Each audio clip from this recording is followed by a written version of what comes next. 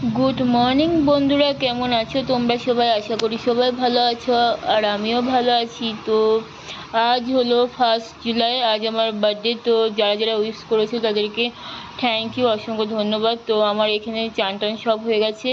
তো এবার যাব এখন আমি মানে মন্দিরে পুজো পুজো তো দিতে পারবো না, একটু প্রণাম করতে যাব। পুজো আমরা একসাথে দিতে পারবো না। তারপর এখানে আমরা প্রণাম টনাম করে এখানে আমরা চলে গেলাম মানে ছোলে ভাটোরা খেতে। কিছু বাড়িতে খাওয়া হয়নি আর কিছু বানাইনি, তো বাইরেই খেয়ে নিলাম ছোলে ভাটোরা। এখানে ছোলে ভাটোরাটা ভালো হয়েছিল।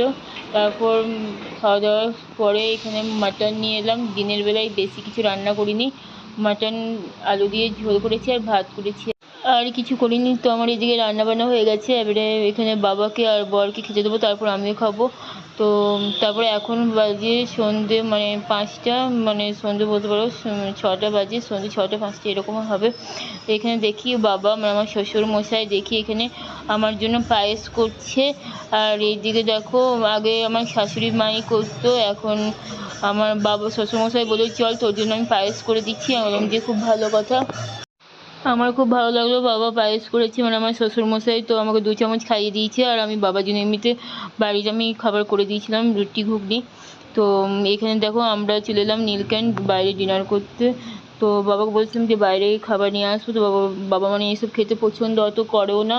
আর দিনের বেলা যেহেতু খাসির মাংস হয়েছিল, বাবা ওইটাই খেয়েছিল।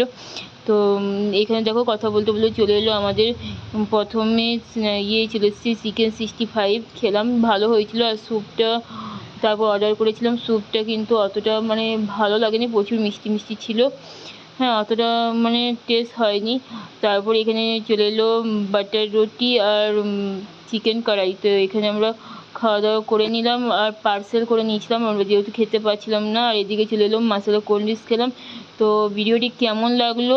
ভিডিওটি যদি ভালো লাগে তো কী করবে, like comment share and subscribe করে দিও। সবাই ভালো থাকবে, সুস্থ থাকবে।